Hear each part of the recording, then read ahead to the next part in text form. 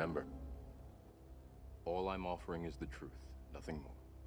I'm a relationship hacker. Run up and get touched up, suicide. And all of y'all know my style. I excel, then prevail. Run up and get touched up, suicide, that's it. And all of y'all know my style. I excel, then prevail. Turn it up. I've been bragging on this dude for a long time. You gotta hear it. You gotta listen to it. I'm gonna play a little bit right now.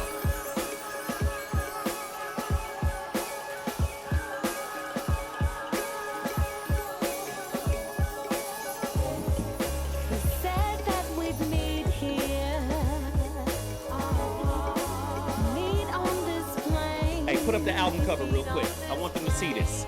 To love each other once again. My dimples. I had dimple surgery. Here's my album cover. Pull it up. You gonna turn it off when I ask you? I asked you to pull up the album cover. You gonna turn it off? Start it over from the top. Bring it back to the top. Just bring it back to the top. I gotta hear it. And let me see that album cover too. Please show the album cover. Jimmy Superfly Snuka. These are the guys in our engineering booth. Like when they trip, when they mess up, it is important that you should see them. Put the camera on yourself real quick. Somebody switch the camera on to yourself. You in control of the switchers? So Thor looks perplexed right now. Thor looks perplexed. I've never seen Thor look like this before. What have you done? Okay, Thor's like, let me hold on. Okay, so I know people are asking. I shaved this morning with a straight razor.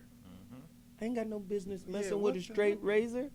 I damn near cut my face off trying to get hella precise, but I'm no barber. Anyway, so this is dimple surgery right now, so don't worry about it. Double blade. I should just use the regular razor from blade. CVS. Thank you. I tried to get fancy with no skill. Anyway, let me do this really quickly. You already know what this is. This is the community empowerment segment of the Zo What Morning Show. Back on Zinna.tv. Zinna is ZINNA.TV.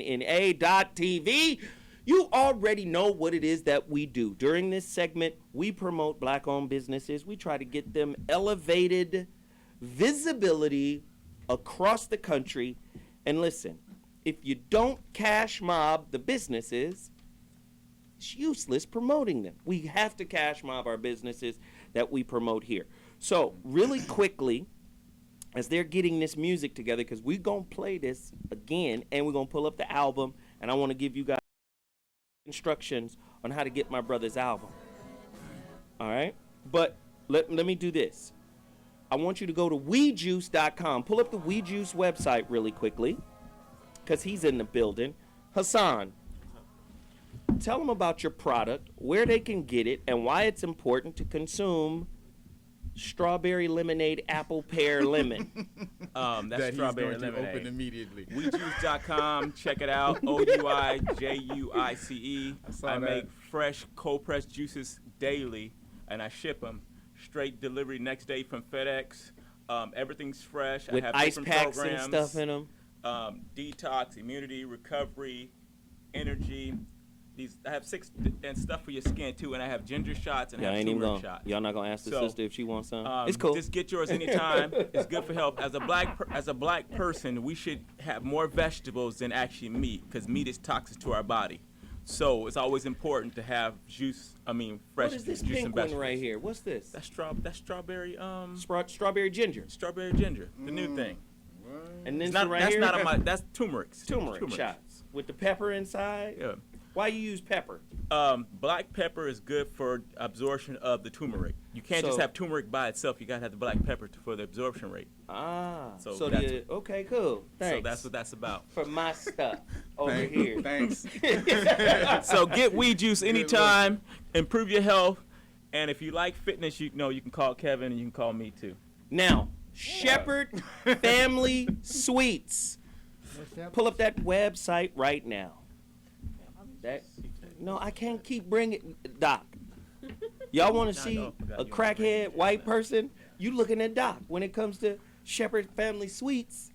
Is it shepherdssuites.com? Shepherds Yeah, because I be calling it stuff it ain't called. with an S. It's not called Shepherd Family Suites. plural. It's Shepherd's Possessive. Suites. Possessive, actually. All right? Listen, man. Doc is a bona fide crackhead. There go Jeff coming in. Jeff, grab a chair and just come in real quick because we promoting businesses. Doc is a bona fide crackhead when it comes to Shepherd Suites. Oh, my God. The sweet potato cake. Let me just tell you, the sweet potato cake, I'm the crackhead on that one. the sweet potato cake is ignorant. It's Make sure you go to Shepherd Suites and order right now. The sister will take your order, take care of you. I mean, the candies, the cakes, all of that stuff is amazing. shepherdssuites.com. Also, let me just say this.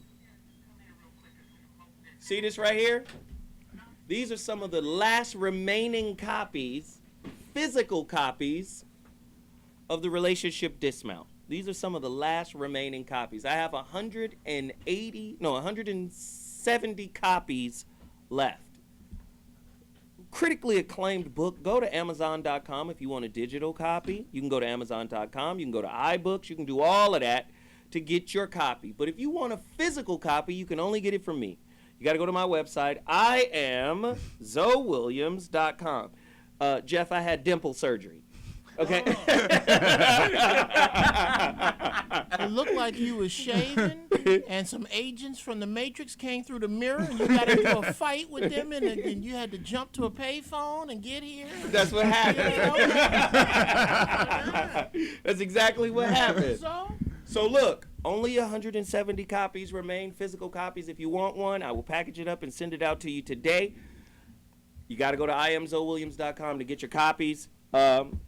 We got Dr. G's work. Come on, we got to support Dr. G. I'm going to tell you right now, if you ain't read this book, you're not serious about changing your life. Right? You're here. I promise you, this one of them little books that's big as hell. It's little, but it's big. Don't put it in your bathroom. This is a little big book right Don't here. put it in your bathroom. You don't need to be shitting and crying. Don't be. There go Jeff. You don't need to shit and All right, so please support Dr. G's work here. Get out of your own way.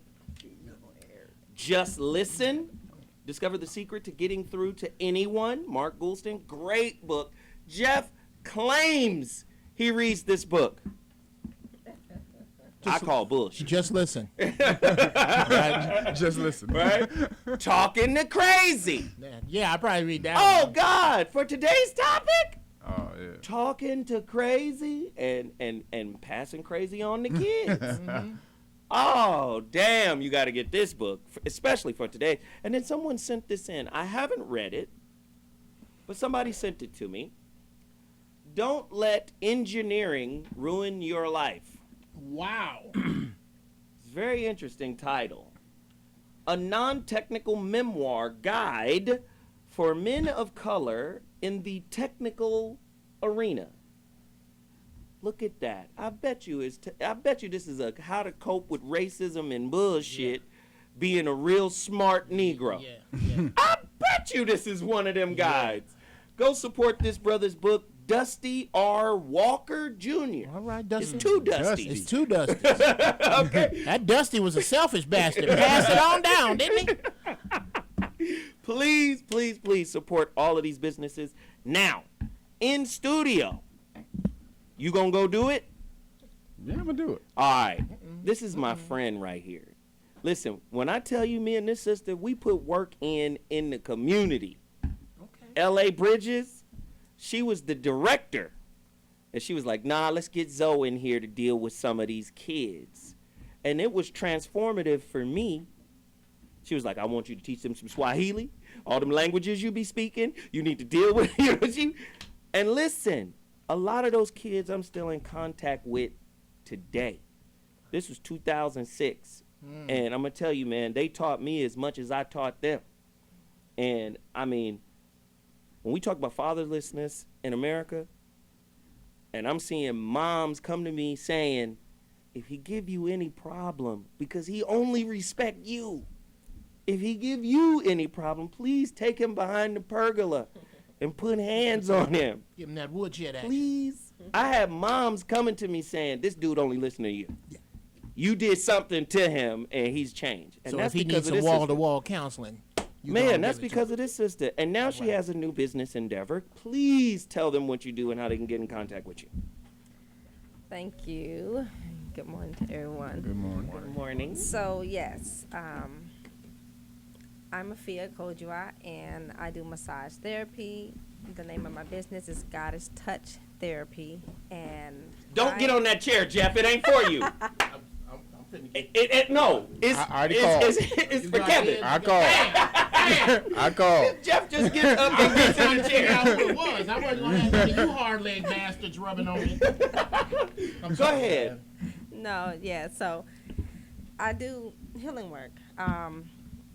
I consider my work to be all the way around, like mind, body, and spirit. So my techniques, my experience, and I say life experience is all kind of like summed up into just energy. And I give that energy every time I give a session. I do what you call body talk. I read people's body, so as I'm working and Stop. No, and she good at it. See, I'm a skeptic. I believe in He is. everything, but I'm skeptical of everything. So she was like, he would not let yo, me touch him. tell me where it hurts and what needs whoop-de-whoop. I said, I'm good. sovereign. I'm straight. Ain't nothing wrong. It was like, ain't nothing wrong. You dare touch the God? No, but then she was like, okay, right here, small of your back. It told me. I was like, my back been fucked up for years. My small back dropped the No, small but back she, dropped the hey, double? I'm telling you, she said, let me just give you this massage so you, I can't explain it to Your you. feet. You should have had her run her She hands. did all that. She did everything. Dude, I slept for 9 hours after she left. No stopping boxing this Friday then. That didn't happen. No, but she's dope. She's really dope. You guys, if you're in the LA area, there's a couple of places to get her. What's your number, email, and you're at a salon, right? Yeah. So right now I am at Total Woman Fitness at the Baldwin Hills Mall. They're Thursday, Friday, and Saturday. I'm also independent, so I go to people's homes, I go to people's office, I go to people's businesses, and I bring my table, I bring my chair, and I do what I do. Nice. Yeah, so my number, I can be reached at 323-718-8670, and that's Goddess Touch Therapy. Y'all got a cash model. She do the Website? Reiki. She do all that. You got a website? Oh, no, website is down right now, but it is the same thing, afiakalia.com.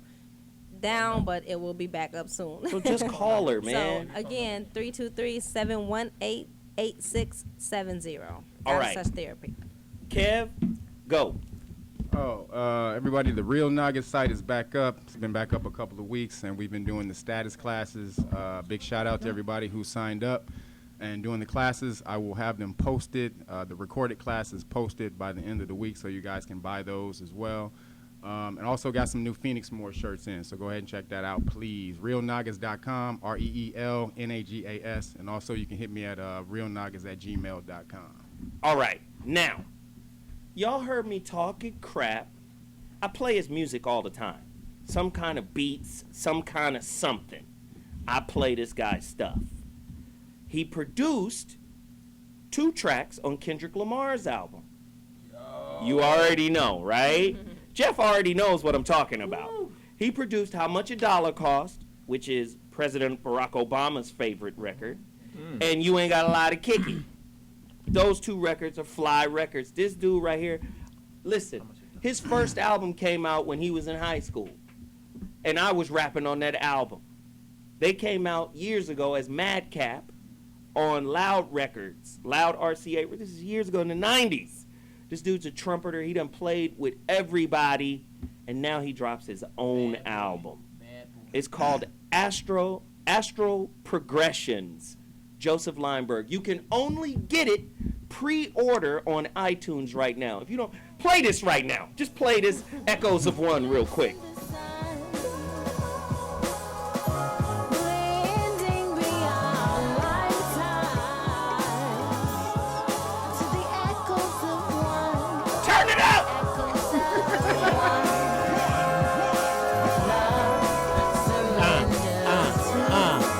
one. Here we go, yo. Here we go, yo. So what's our scenario?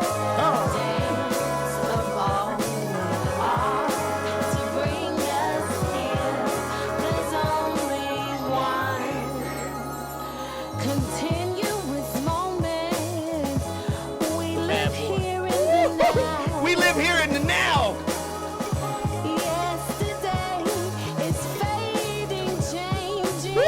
Hey, y'all don't understand how cold this is. This dude. Okay, just turn it off. God damn it, turn it off.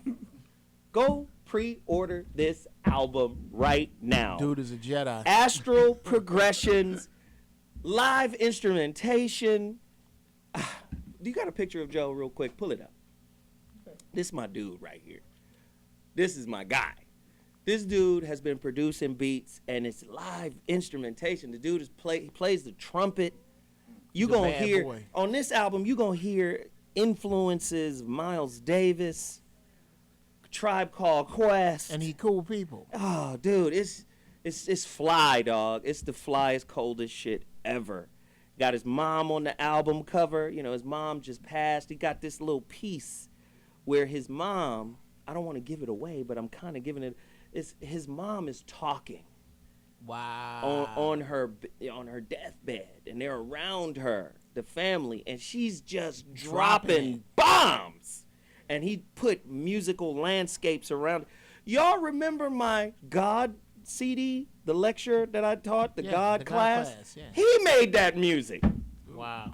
I'm trying to tell you, man, Joe is not a game. Astral Progressions, pre-order, iTunes, right now, Cash Mob. We got to wrap it up. But damn it, when we come back, today's topic is a monster. Damn it. We're going to see if Kev going to get loosened up. You need to learn how to talk about this shit, so get on the chair and get loosened up. We'll be back at 2.2. Just don't hit his fart spots. Don't hit his gas spots.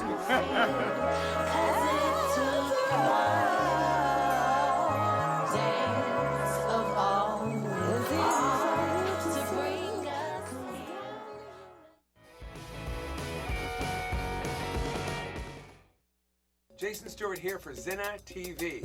On the show Absolutely Jason Stewart every Wednesday at 1 p.m. Big guests, everyone from the gayest to gay to the straightest to straight. David, what was his name? He's absolutely Jason. He's absolutely gay. He'll absolutely brighten up. Did you know that 67% of American women are size 14 and above? You mean they look like this? Yeah, girl. So then where are we in television and film? And where are we in fashion magazines and clothing stores? Yeah. So we want to help out entertainment and fashion and media. Catch the F up. Watch us on Plus This. Live. Every Thursday At 7 p.m. on Zinna TV.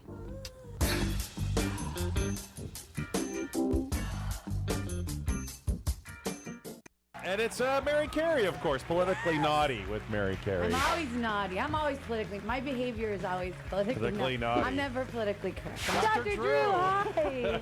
Oh, I'm so. Guys, how are you? It's all teary-eyed, Doctor. I know. She wished she could live at rehab.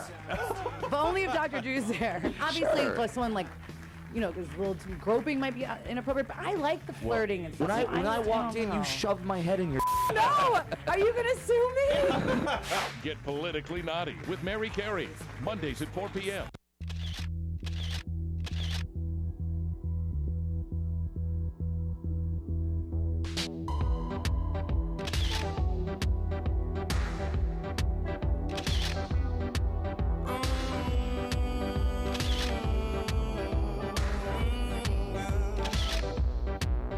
If the fish swam out of the ocean and grew legs and they started walking, and the apes climbed down from the Why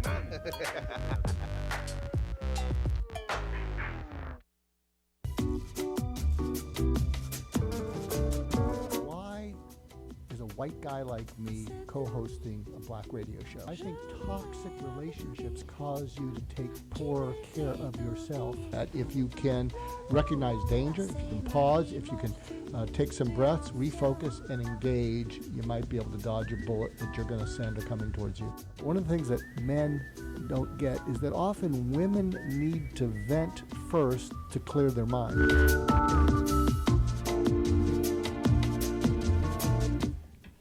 We live on the air, free massage. You on the air. Look, the doc can't even pay attention. Can you feel it? I feel it coming off of him over there. There's a massage going on behind me. I just can't get myself together here. Anyway, this is live streaming, so welcome to the So What Show. Today's topic is how parents affect and infect their children and their children's future. Little thing that you need to know is that your children are always looking at you. There's a saying that children never listen to you, but they never fail to grow up and be like you. And so something also to keep in mind, when your kids are young and they hit a home run, they do something well, or they fall down, they look at you, and depending on how you respond to them and look back at them, they take that in, and that tends to hardwire their attitude towards the world. So if they're afraid or angry and they look at you and you're shaming them and you're scolding them, that's how they look at the world. If you're there in the right way, pumping them up, not spoiling them, that's how they look at the world. And also, when they do well, make it their victory. Don't make it all about you, because they're looking at you to really amplify whether they've done good or not. And when you make it all about you, you rob them. Also, something to keep in mind, we're going to be talking about this on today's show. A lot of teenagers, I've been a therapist for 40 years, and a lot of teenagers, what happens is, what I've learned is kids get some of their sort of habits and attitudes from their parents, but they get their sense of well-being from how their parents like and respect each other. And what happens is they are watching usually logic versus emotion versus logic, and who's going to win, and they often grow up making sure that they're the one that's going to win. Is it going to be emotion? Is it going to be logic? Can this marriage be made? Can it be saved? Can logic and emotion actually work together? And I'll tell you, conflict is unavoidable. What discourages your kids, especially your teenagers, especially even your young kids, is when you never resolve it. Unresolved conflicts, they take it in, and it's discouraging, makes them have a negative view towards relationships. So it's not conflicts that's the problem, it's conflicts that you never resolve. So do your kids a favor, do your kids' future a favor. You get some conflicts, resolve them once and for all. And that takes us to today's topic. What have you been exposed to in your home? Golly. Parental Pains, Stressed Out by Mom and Dad's Love. A deeper look at a mother and father's love. Can their love kill? You know, let me tell you why I asked this. How does a parent's negative ways result in how a child behaves? I always say this. You can think you know what love is and then impose that on your child. And because you think it's love, you by default think it's positive when it could possibly be very negative and detrimental. A lot of parents are self-unaware because they already have this default belief that I'm in charge, at least of them. And because I'm in charge of them, what I say is typically right or beneficial to them. This is why I asked the question, what have you been exposed to in your household? Dr. G brings up a great point. An open-ended, revolving conflict that never sees a button put on the end. Let's wrap that up. It never has a button tie on the end of it. It's just open and it's revolving. And that becomes a part of the family's identity, that conflict. Do you see what I'm saying? So now we think, oh, okay, we done raised pretty good kids. They didn't go to jail. They not on drugs. They did pretty well in school. And then they come in contact with relationship. And then relationship is like a caretaker that goes out in the backyard and digs up. That's where the blood hits the floor. You see what I'm saying? So what have you been through? And what do we see today that is an indicator that, man, some of our families need some real help? Especially in Africa. Lord, we don't even want to get into that. Is he over there moaning? I thought that's what I heard. I was like, shit. Mm-hmm. Kev, get out the chair. Kev is over there feeling good. I'm jealous. I should be doing this. I thought I heard what your name is, girl. What's your name is? So, I think a lot of parents, let's talk about this too. A lot of parents don't have an idea of what it means to give your kids space. Doc, Jeff, Hassan, do you got kids? No. You's a navigator. Lucky a modern day relationship pirate. Bless your soul. You want to know how you're lucky? Okay, tell me. Right now, you could get up from this table and go, you know what, fellas? I'll see y'all in a month. I'm going to Sweden. Do you know why I can't do that? Because my son has MMA class this fucking afternoon. That's why. Okay? Your son will be like, Daddy, where are you going? No. I was gonna say this for the rant, but that's how you know. When kids put the stress, they put the stress on the other part of daddy because daddy is in charge of bad news. Daddy, it's a rat in the garage.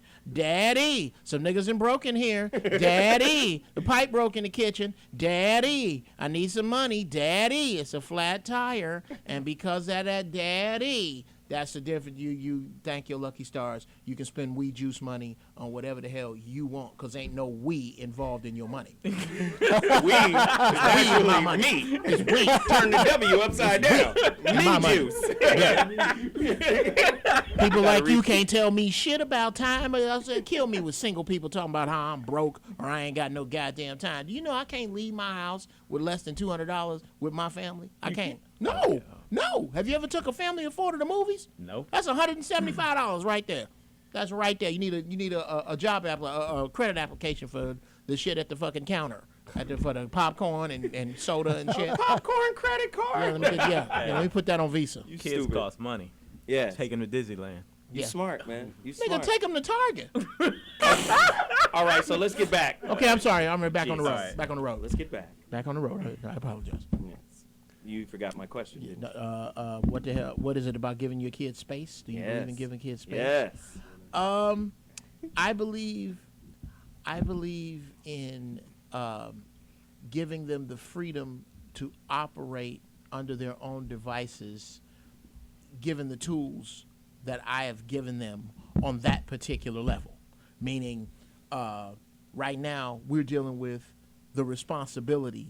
We're dealing with responsibility as a theme, but we're dealing with the responsibilities that a 9-year-old has.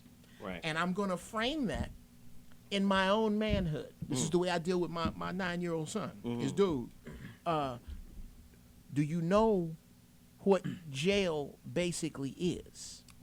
And the definition I have given him generically is that jail is a place that you go when you need your business handled for you. You can handle your business. So is court. So it's court, all that. That's what you go. You go to this place when since you didn't know how to deal with your freedom. Now these people gonna tell you when to pee. These people gonna tell you what to wear. These people gonna tell you when to go to sleep, when to eat, because you did not handle your business on your own. Now, what is your business before you wind up in daddy's jail? Before you wind up in my jail, what is your business? Handle your. I'm not gonna oversee you past a certain point as a 9-year-old. I'm going to say, okay, by this time, you need to be done with your homework. You need to be done with your room. And then you will be allowed free time depending upon how much of this is done. I will see you at this time. And now I give him that freedom. And that, like, you can do it however you want. I tell him this. You can do today however you want, but you only get to do it once. So you can do whatever you want to do. And that is the freedom that I allow. Dr. G?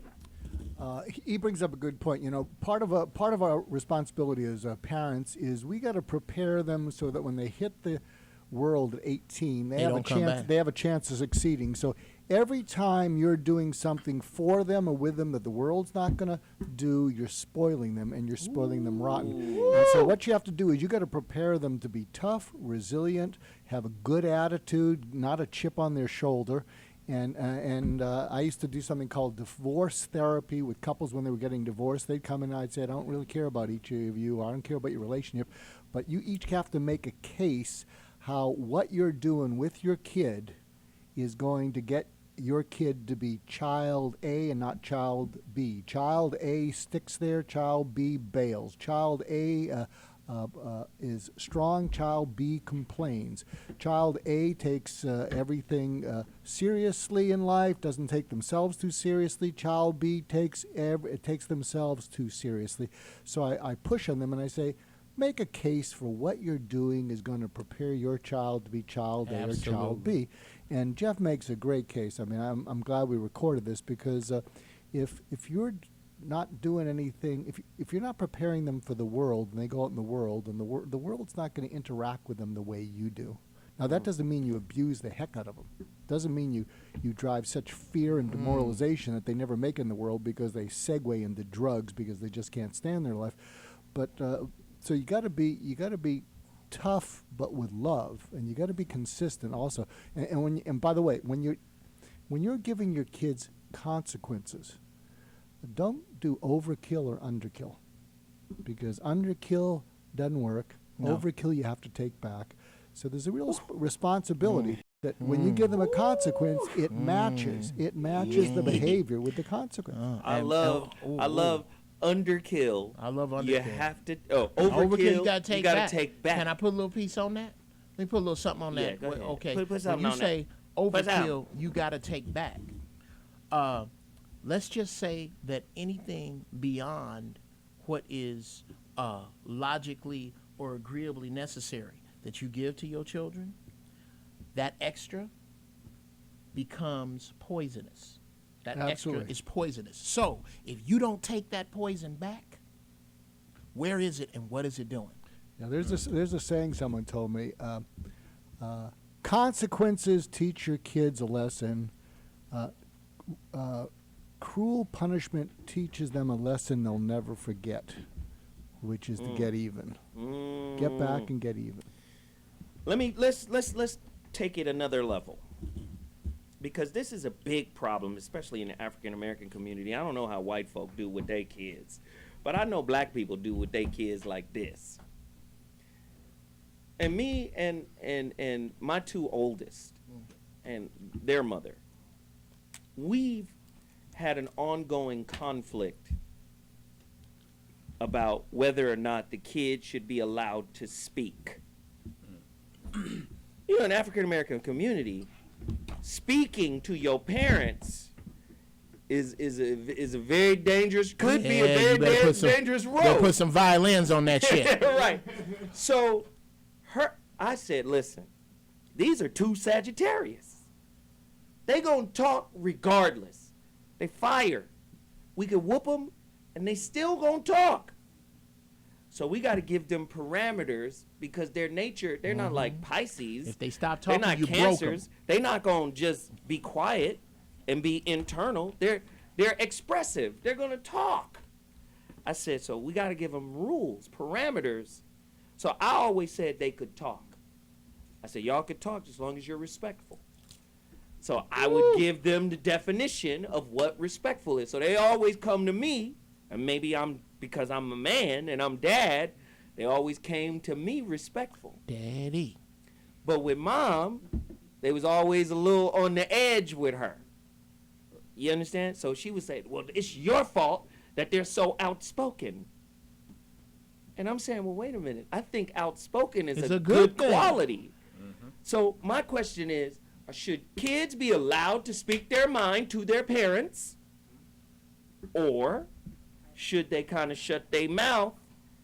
I always thought if you make them be quiet, they're going to speak their mind to somebody. Well, I think you should absolutely, as a matter of fact, my kids, there's a certain thing that rubs me the wrong way that will get them will get some ass meat stuck between my fingers. Is some what? Ass meat. Oh, I get ass meat. If it come to it, one of us got to whoop the other one ass, and I got 50 on me. Some ass meat, and this is it. Do not. I can't stand this. When I'm talking to you, and then you start to talk back, and you stop like I'm interrupting you. I never interrupt you. Do not act like you are being stifled here.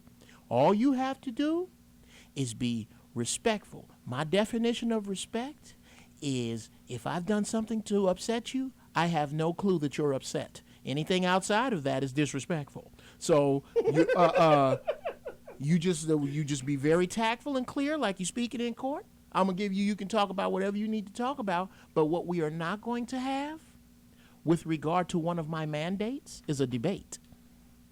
Because this is I not don't debate my kids no, now. This is because debate implies why not? Because the debate implies that we're on the same level.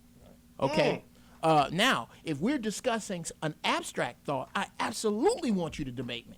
I absolutely. No, Daddy, you don't have to do this. No, Daddy, I saw this. I see it this way. But when I say that your curfew or your bedtime is 8:30, well, I'm going to tell you why. It is because a child at your age needs X amount of sleep.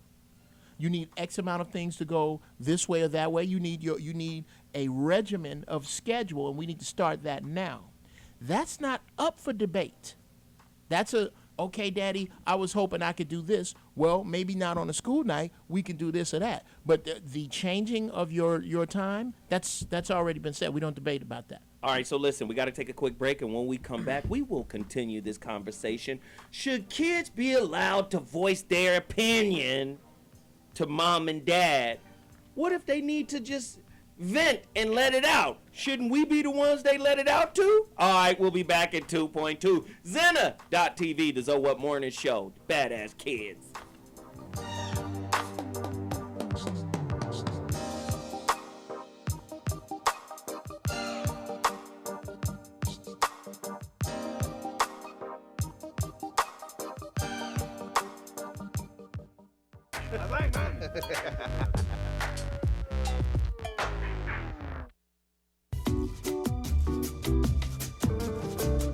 Why is a white guy like me co-hosting a black radio show? I think talk. What we do here is go back. Hi, I'm Rob Schneider. This is Slink Johnson, a.k.a. Black Jesus, b.k.a. Godzilla Lungs. Hello, I'm Aaron Roberts. Yeah, what's up? This is Craig Wayans. Hi, this is Brad Williams. Hi, I'm Martha Madison. What's good? It's your boy Marcus Parker. And you're watching Z Hollywood TV.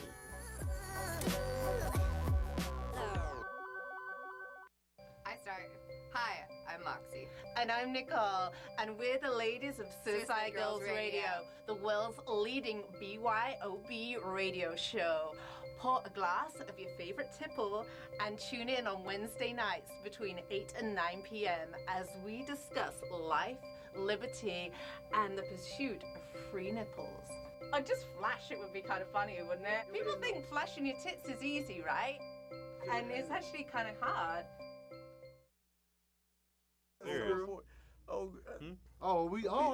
I'm Money B, and you can kiss my ass. Let me swallow my snot. That's sexy. Keep up the good work, Mile Net.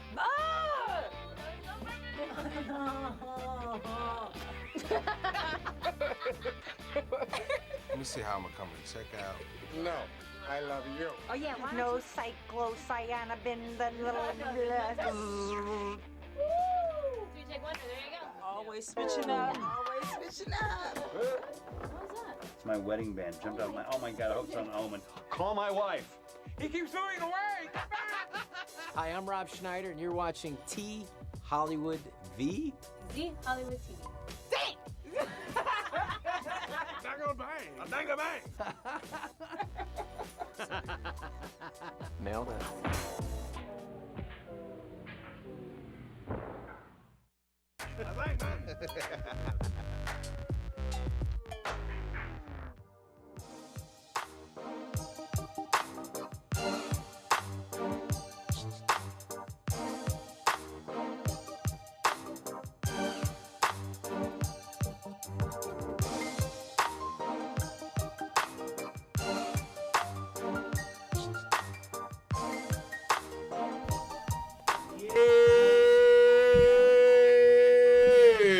listening to the wonderful sounds of Chauncey Jones. You stupid. Freddie You Riley. Stupid. Maybe face. That's the one that sticks. That's the one that sticks. Ladies and gentlemen, from this day forward, I am changing my producer name from Jeff Breeze to Maybeface. What? That's hilarious. Those beats are provided by Jeff Brown. Jeff Breeze is the title? Jeff Breeze. Or Adult Face? Or Maybeface now. Maybeface? Ah! We love it. Hey, we're having a conversation about some of the negative things that parents, out of love, transfer to their children. Mm-hmm. We were talking about, communication styles.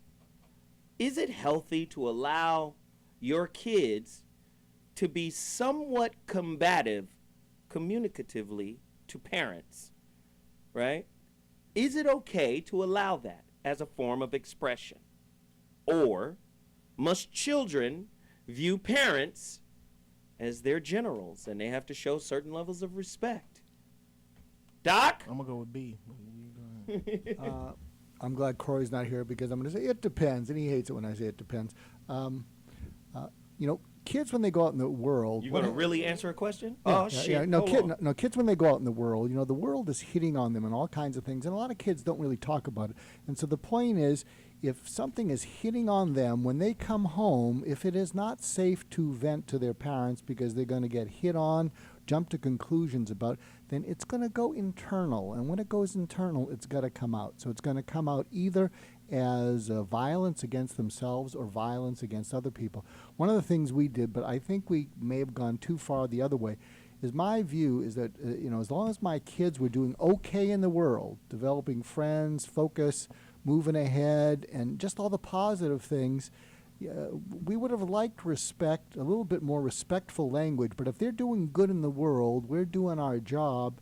And I realized that when they came home and they vented, and sometimes it was an abstract kind of thing, but sometimes it was just getting stuff off their chest that they couldn't get off their chest at school for whatever reason.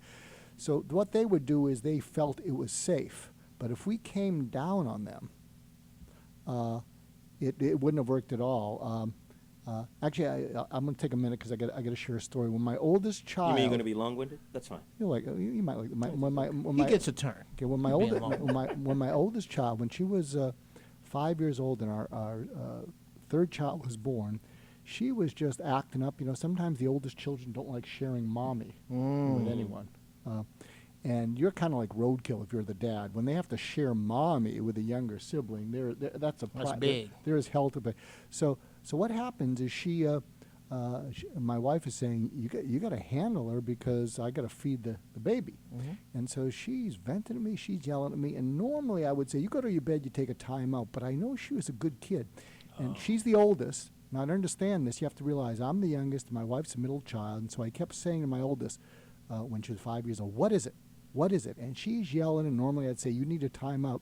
But when she knew I wasn't going to go away and that there was something else going on, she looked at me, catch this, and she says, I was the first to be born, I'll be the first to die.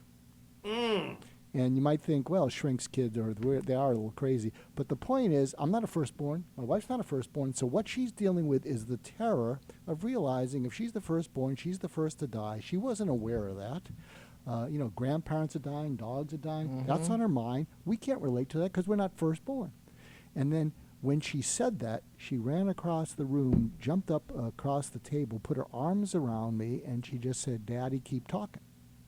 And so I just looked up at the ceiling, and I said, thank God for me getting it right, because if I had punished her for being terrified by something that was too terrorizing that I couldn't relate to and that my wife couldn't relate to, do you get what I'm talking about? You would ruin her life. Not ruin her life. You put a dent in it. Yeah, go ahead. Put a dent in it. You put a dent in it. Okay, I almost agree with that, but I think you can arrive at the same place minus the screaming at me.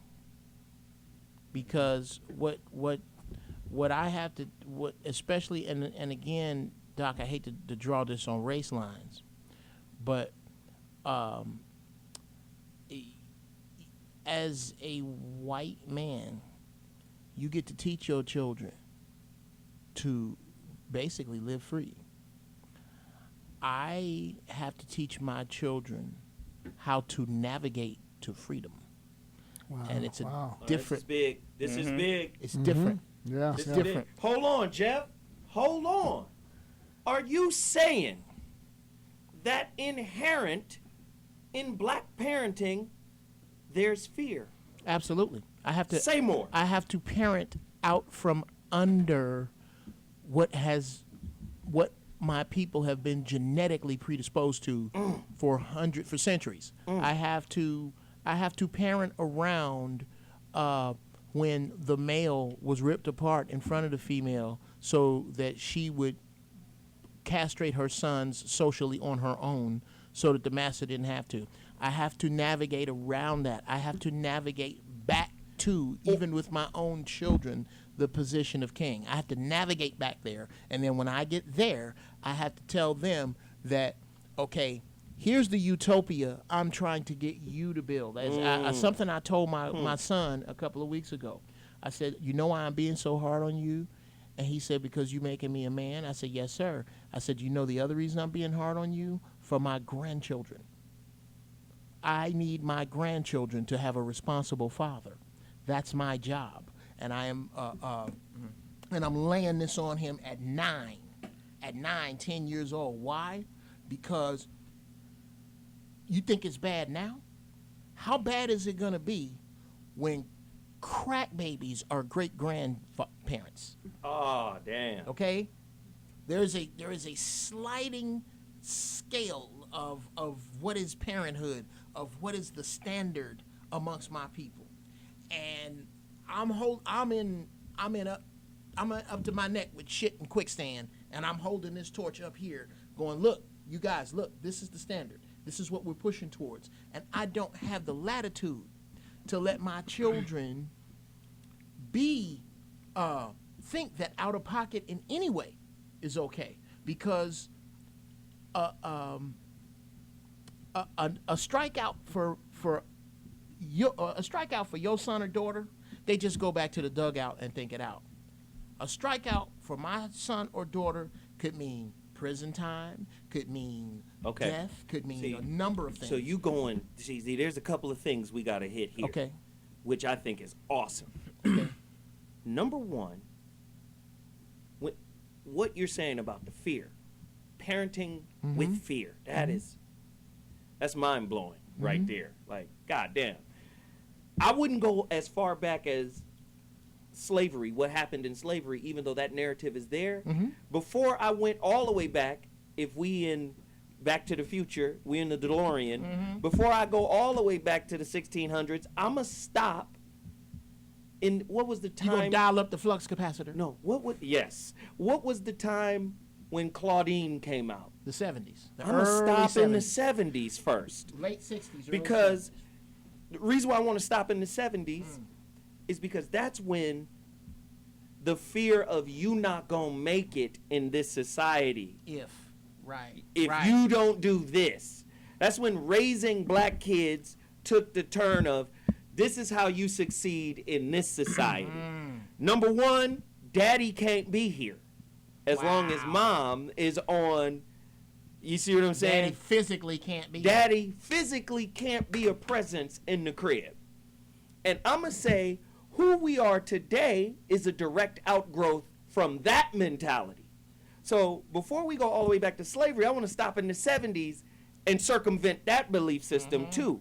Because when we talk about parenting today, look at the time we're in. There are people starting to stand up, which is seen as revolutionary. And we talk about people in the professional ranks, in the professional sports entertainment ranks. People are saying, nah, this is wrong. We're going to stand up, right? That's not how you succeed as black people in America. I done said this before. Part of black success in America has capitulation built into it. You got to capitulate to society. In order, you got to keep your head down. You can't let them know what your agenda is. You better be quiet. You better not speak on nothing, right? True. So when we start talking about black parents who are trying to parent for success, the fear Mm-hmm. What you is talked success? about Yes. comes with parenting, well, comes with pushing the belief of capitulation to the kids. Is that bad parenting? I gotta. Yeah, it's okay. out there. Capitulation, to a great degree, during that period, is we were just talking about this over dinner last night. Is that right in? And I'm gonna go and put y'all out there. The Pasadena public school system, as opposed, yes, PUSD. PUSD, As pimp. a shout I'm a out, product, pimp. shout out to Dr. Heaton at McKinley Elementary School. McKinley. I used to go there. Man, I'm telling you, they got a principal in there now. This dude is the white version of Joe in Stand By and Lean on Me. Really? Dr. Heaton is not playing around. I really like that dude. He is really took him a 180. But the harsh reality is that I have nieces that just graduated from La Cañada High School. La Cañada on the outskirts. Piece of Player, change over there. Piece of change. Spartans. Yep. They got that. Okay. The Pasadena public school system is making workers that will work for the people who graduate from La Cañada. Wait. Hold on. I'm from the Pasadena Absolutely. school system. Let me just say, it's different, today Yes. than it was when his brother came up. Absolutely. So let me tell you what happened in Pasadena. Once they brought in that new money that came in when they regentrified Old Town and rebuilt Old Town, and then they rebuilt Northwest Pasadena, Altadena, brought in the Lavinia Living Complex. Once they did all that, Where Shaq Mama lived. right, once they did all that, they said, we got to change the school system. And let me tell you how the school system changed. Because they raised the property values, a lot of those black families who 5, 6, 7 generations in, you could find people from Pasadena who went to Muir in the 50s. Right. And you have family people, I went to Pasadena High, or I went to John Muir, or I went to Marshall, I went to Blair. You Right. got that. But once they raised the property values, people had to move out of Dena. And when they moved out of Dena, the school system and the quality of it went down. Before Pasadena's school system, the quality was high.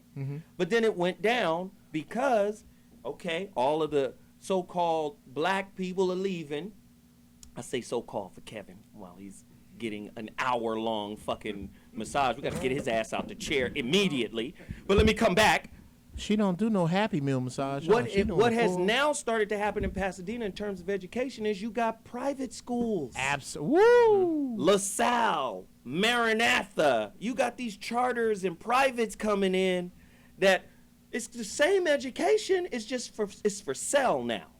It used to be free at Pasadena, John Muir, Blair, but it's for sale now. I don't think it's the same. It's different. Yeah, they done monetized it. Oh yeah. They done got the niggas out and you they done brought the money in. You get what you pay for. That's what it is. And so when you say to bring this back to capitulation, when we were young, the idea was get out of high school, get yourself a good job.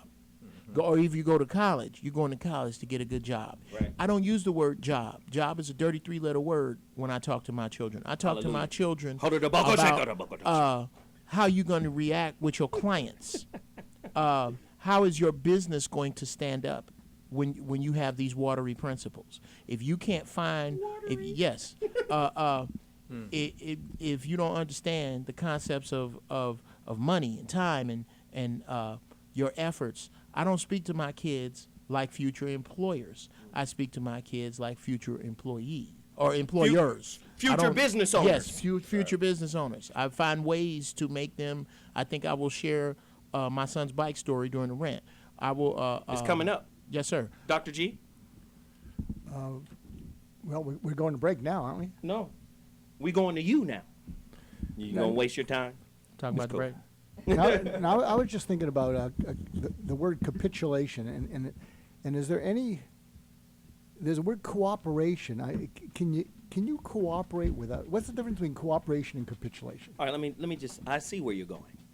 No, and I'm not telling you to capitulate, but is there a difference between those? No, there's definitely a difference, but I believe, I mean, I want you guys to hear this. Jeff, I want you to hear Yes, this. sir, Tell I'm me if you listening. disagree. Hassan, tell me if you disagree. White people always want us to cooperate when they refuse to acknowledge and take responsibility for what it is they've done to this people known as African Americans. Right? Do you know African Americans are sitting on the sidelines watching everybody else get reparations? Well, whose fault is that? But black people are saying, it's not that black people aren't trying to get reparations. It's just that when black people organize to get reparations, white people go, what the fuck are you, what do you mean? Who cares what they say? What are you talking about? No, hear my point. My point is very clear. White people want us to cooperate without them dealing with what they we done done are. already. It's Yeah. quick to say, hey, black people, you guys are terrible. You guys kill each other. You guys do all types of shit and gangs and whoop. Nobody wants to stop and say, why do gangs exist? Why does self-hate in black people within America exist? It doesn't exist because black people woke up one day and said, you know, I hate the shit out of a nigga. We didn't come here with that. Do you understand what I'm saying? Let me give you another example, because I saw somebody having a conversation. It was my man, Shannon Sharp. Yeah. Oh, talking man. to Skip Bayless. Busted down. And Skip Bayless, in that moment, was Dr.Mark Goulston. Because he couldn't handle the heat coming from Shannon Sharp. So you know what he says? So what's the solution? How can we fix it? Yeah. He's trying to get away from the negative moment that this dude is putting in front of him. But what he should say is, wow, we did that. I apologize, Shannon. No, hear what I'm saying. It's not the apology that, oh, this is going to heal us. What I'm saying is white people have to acknowledge. White people have this thing, man, where if it's out of sight, it's out of mind. We're not paying attention Well, you know what or they whatever. Want to do? They want to sit at the table and eat the meal, But they don't want to pay the bill. But that's what I'm saying. And then, to me, it's ignorant to ask the question, how can we fix it? Well, wait a minute. You can't. Well, let me explain. Wait a minute. The first thing you do in Alcoholics Anonymous is what? Admit you have a problem. Own your shit. My name is Whoop-de-Whoop. And I'm an alcoholic. And I'm out. No, white man. I am the white man, and I kill people of darker pigmentation all over the world. Hi, white man. You got it. Hi, Mr. White Man. Welcome to the That's circle. a sketch, nigga. That's oh, my Do you understand God. what I'm saying? So you can't just skip past that part. You're bringing up something interesting. I'm about to do write a lot, and the difference between saying I'm sorry and I was wrong. Wow. Because a lot of people will say I'm sorry, but they will not say I am wrong. And when someone says I'm sorry, it's patronizing, and you can't let go of what you feel towards someone who has done you wrong unless they say I was wrong. And that's part of what we're pushing up. You see this also in families. Yeah, I'm sorry. Don't even say you're sorry unless you can admit you're wrong. Well, if you can't admit, So say you're wrong, Whitey. No, it's your I'm turn. wrong. No, I'm wrong. But the point is that I think that's where it's, because what you're saying is we're wiggling out of taking responsibility. But part of taking responsibility was, and we all have to do this, is to admit when we've done wrong. Even I remember Bill Clinton never said with the Lewinsky thing, he never said I was wrong. He said it was wrong. Probably the lawyers said you can't say I'm wrong. He said it was wrong. Because if you say I'm wrong, you owe something in return. Okay. And you own it. Go ahead, Doctor. Take us to break on your point. Okay. First off, I don't accept an apology if it doesn't have I was wrong in it, because this is my definition of an apology. An apology is an admission of guilt and sorrow for that guilt that has absolutely nothing to do with the actions or reactions of the other person. You should never, here's something that an apology does not have. 2 words an apology does not have, but you. No apology has the words but you in it. No. Okay? That's not an apology. That's a summary of what the fuck happened if you put but you. Okay? I didn't ask you for a fucking summary. I asked you for an apology. Yeah. I gotta Wait, we gotta go to break. But Okay, real quick. we come back to the break. When we come back to the break, It's your rant. I'm gonna rant on some shit about my 20 seconds. son's bike. Go ahead. Okay, 20 seconds. go. Big difference between one of the big differences between saying I'm sorry and I was wrong is when you say you're sorry, you're apologizing for the behavior. When you say you were wrong, you're apologizing for your thinking. And a lot of people do not want to correct the way they think. And if you don't correct the way you think, correcting your behavior will never last. That's it. We'll be back at 2.2 Center.tv. So what? Ow!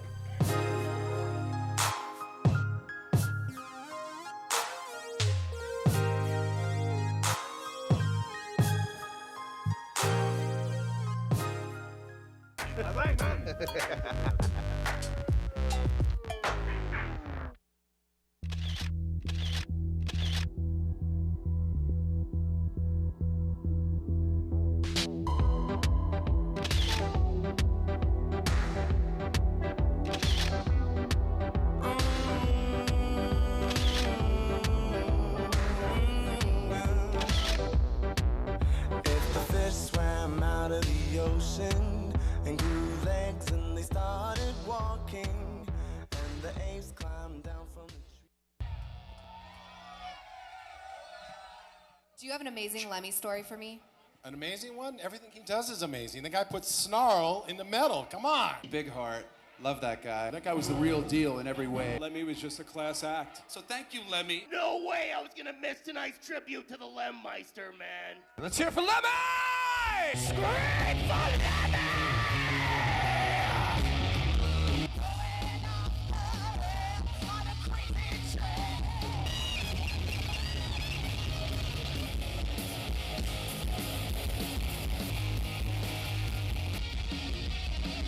Can you feel the energy in the room? Lemmy lives on.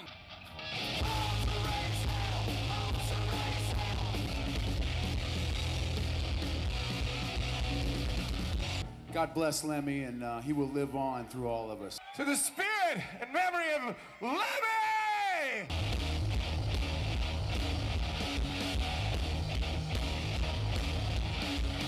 Long live Lemmy, my brothers and sisters.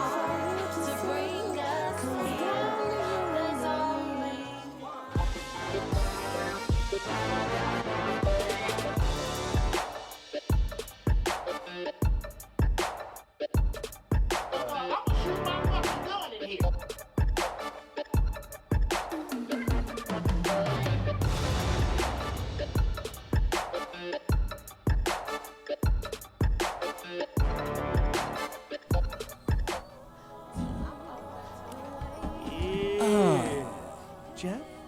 The lovely Joseph Lineberg. Go get that music. Come on, I'm telling you, you will not be let down by my man's music. Shout out to Astral Joe. Progressions. The beast. iTunes. He's a Pre-order beast. right now. My son, who is 9, I have 2 batches of children. I have a lot of You children. got batches? I have batches. I have an older batch. I have a younger batch. It's not your business how many children I have, but let me put it this way. I don't have enough children to attack America, but I could fuck Puerto Rico up with just my kids. That's how many kids I have. I have used this thing that I used on my youngest son on one of his older brothers. I kept telling him, Blakey, you gotta stop leaving your bike in front of the house, man. It's a nice bike. You don't want it to come up missing. Okay, Daddy. Okay. He kept running the house, leaving it. One day he left it out there a little bit too long, and my niece was over, and I said, Kathleen, why don't you go and put that bike in the trunk of your car? So she took his bike, and I just waited for the fireworks to start. About an hour and a half later, somebody comes in the house with a long face. Daddy, my bike is missing. No, you kidding? Come on, let's go in the backyard. So I go in the backyard, and I shake the back gate real hard, and I check it. I said, well, man, it don't look like nobody broke in. Because this is where we keep the bikes, in the back. Somebody came and took your bike? I left it in front of the house. I said, I told you, man, some little boy is probably somewhere riding that bike having a good old time right now. So I let a few weeks go by. Of course, I took my family to the Rose Bowl and we rode bikes because we all had bikes. He had to stay his little ass at the house. He ain't had no bike unless he was going to just Forrest Gump it all the way around the Rose Bowl at 9. So I was laying it on thick. So then, again, I went to the Rose Bowl a month later and bought a used bike, a nice used Schwinn, and I brought it, and he came back to the house, and he was grinning when he saw it, and I said, son, whose bike is this? He said, mine. I said, no, wrong, it's mine. I bought it, and now you have to buy it from me. And he said, okay. I said, okay. I paid $45 for it. So how much are you going to pay for it? $45? Wrong. I'm going to make a profit. I'm going to sell it to you for $90 so that I make some money, you get a good deal on a bike, and everybody's happy. Well, Daddy, $90 is too high. I said, okay, well, what do you think is fair? I think $75 is fair. I said, okay, you know what you just did? You just negotiated. In a negotiation, a good negotiation is when everybody is equally unhappy. So you just, it's a very good thing. So he didn't have $75 right here handy. He had to go around and work and clean windows and take out trash for everybody in the family. And he put together $75 over that summer, bought that bike from me, and guess what? I don't ever have to tell him where to put his bike. That is the kind of parenting that has to go down. Anytime that you spank your child, anytime that you punish your child, and there's no lesson involved, you just exercising some of your own shit. And that's when you need a punching bag, because that's not what your child is. Your child, for whatever fucked up shit your parents did to you, you are who you are. Every day, your children are becoming who they're going to be, and you are writing that program every second of every minute of every day. I'm done. Excellent. Whoa. Little, man, that was fire. Thank you, sir. You a good daddy, huh? I try. You think you good? Huh? I try. No, I try. I love it, I man. try. That's good shit. So before we continue this conversation, let's get Kev's ass in here so he could give us a review. I don't know if he can. He's all serene. He's all relaxed. Look at that face. That's the face of afterglow right there. Y'all do y'all thing today. Yeah. You need a nap and a cigarette. I'm in here just chilling and listening. How was it, man? It was awesome. I told you she ain't no so joke, much. man. She is awesome. You know what? You guys need to hit her up. What's Seriously. the number? What's the number? Tell them right now. 323-718-8670. Goddess Touch Therapy. Let me tell you what it made me feel like. I thought immediately, I can't have no woman who can't do this shit. Ha! After it was over, I was like, She didn't just raise the bar. 3 masseuse girlfriends right here. she got to know how to do this. Oh, I didn't have women try to rub on me. I was like, okay, you ain't got. yeah. You ain't got. Yeah, she rubbing on your back You like ain't she got to wiping down a 53 Buick or something. No. You don't got to touch, girl. Man, that's amazing. Yes. Please I can see support that. this Oh my sister God. right here. Yeah. Tell them one more time your number. 323-718-8670. Goddess Touch Therapy. And we're going to just add her to the conversation because she a mama too. Goddamn feminine hands. You see her little chocolate hands. hands. Holy shit. The little hands. I was jealous of you, you bastard. I could feel all that feminine energy. I was like, oh, I'm trying to tell you, bro. Tell you right now, nigga, because of that massage, you win the lottery, nigga. You owe me. I owe you. We going to split she it. done brought all the vibes your $5 way. right to you, bro. So back to the conversation, man. We're talking about parenting. We're talking about passing on negative traits. Can an angry parent inevitably raise an angry child? Oof. Inevitably? Inevitably. It can't. Can't. Can, or are you saying can or Women does? I'm saying Can or inevitably. does? Like Will. that motherfucker is You going to mean inevitably be- will an angry they parent can, raise. but necessarily, it's not always. They don't always do. I mean, you know. Speak sometimes- on it. Well, sometimes you can have an older soul in a child. Who Yes. who Child on. sold older than the Yeah, parents. exactly. Say more. and so who will have more discernment as growing up. And Earn your keep today, boy. Yeah, pay for this motherfucking massage. Don't start playing. And like so, and basically many of the people that I hang around, we were all old souls, and we were all older than our parents. So wow, those are the type of people I hang with. So in that case, I had an angry stepfather, and he was a violent cat, Aries. So he was just a super violent dude. Me, I'm the other way. I only teach. Too, I'm not violent. I teach. He gets defense. it out. He gets it out. I teach defense. I don't believe in violence at all, unless it's for self-defense. Unless somebody's about to hurt your family or you don't. I don't believe in violence whatsoever. So on that aspect, yeah. But my last girlfriend, though, her father was a very angry dude, and she was crazy, just volatile. Like no matter when we got into a situation, we tried to have an argument, it was always hostile from her.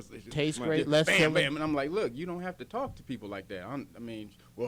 This is I'm like, look, that's not the way I talk. Like, look, you need to either watch your tone and your delivery. Go somewhere until you calm down, and then come back and talk to me. Ultimately, she could never get over that because that's how her parents were. Her dad was a volatile dude. She that's the way she communicated, and she didn't understand how to communicate in a different way. So that that's kind of what split us up. I have a quick question. Did she go to church? No. Oh, okay. No, she. I'm sorry. Okay. But so in that aspect, they can, but they don't always do raise. What about a vengeful parent? Can they not help but raise a vengeful child? Okay. Go ahead. Can I jump in? Yeah. Because a bunch of these violent, a bunch of these hostile, aggressive people you talk about, I find to be people, or in my travels, if you go to church and you treat your bishop with more respect than you treat your husband or your kids. Thank you.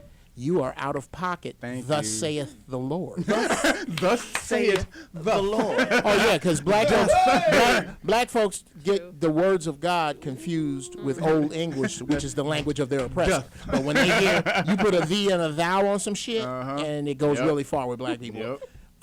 These are choices, is my point. Is you are making the conscious choice. Would you talk to me this way right now if I had a 12-gauge sawed-off pistol grip pump shotgun taped to your 3-year-old's head? Would you be talking like this right now? You'd make a different choice, wouldn't you?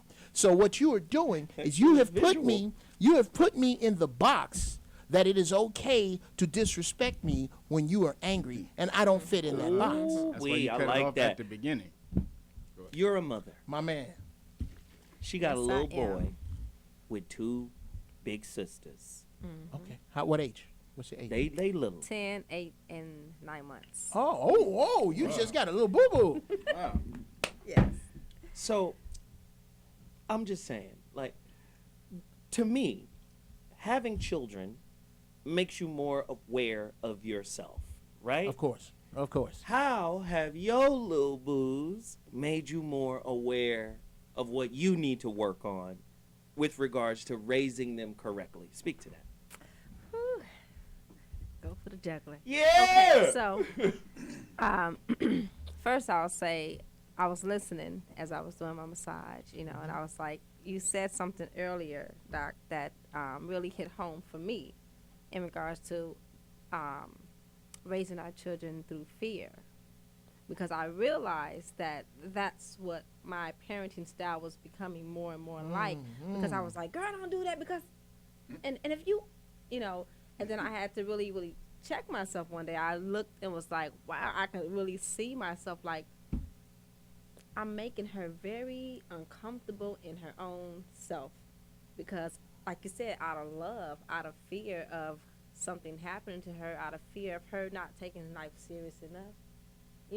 I had to realize, like, oh, wow, like, look what I'm doing. And so, of course, me and the father had to sit down and go, look here, we got to rearrange this. It ain't them that needs to grow up or change. It's us. Wow. Because I'm looking at all of these different expressions or lack of expressions that I see in my child, and I know her spirit to be stronger than that. So that means the spirit is kind of being dented.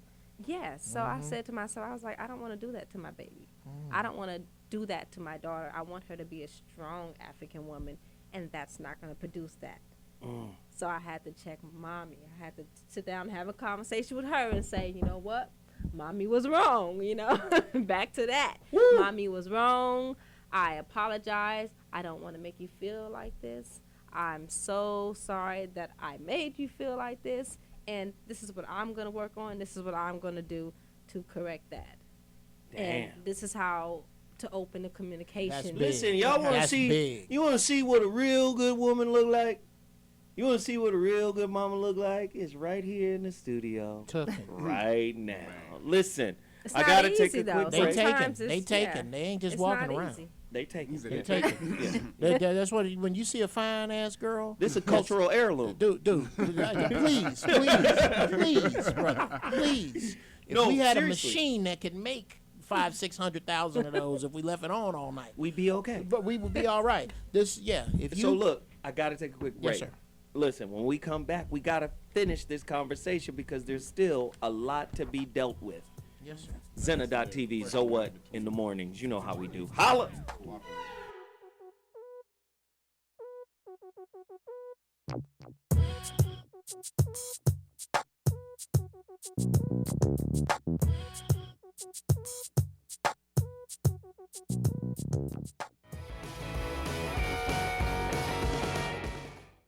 Did you know that 67% of American women are size 14 and above? You mean they look like this? Yeah, girl. So then where are we in television and film? And where are we in fashion magazines and clothing stores? Yeah. So we want to help out entertainment and fashion and media. Catch the F up. Watch us on Plus This. Live. Every Thursday at 7 p.m. on Zena TV.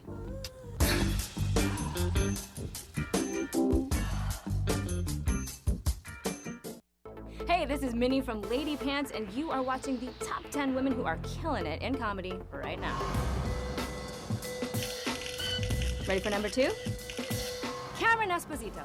God damn, this girl is not afraid to say what she thinks. She's built an entire career out of it. She gets mad. Mad at injustices, mad at hypocrisies, mad at just idiots that don't know how to drive right. And she turns all of her mad into poignant and well thought out, hilarious social commentary.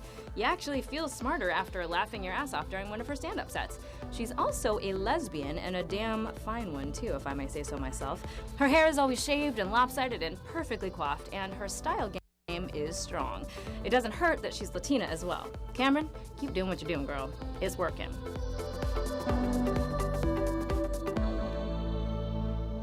Let's watch number 3.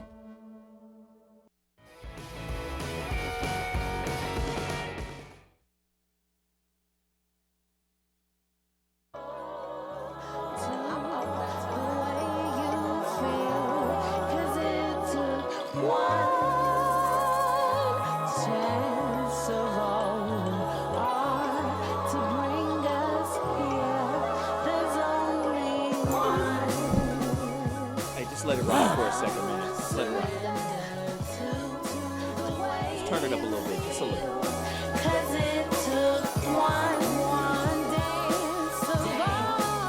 Hear that bass line?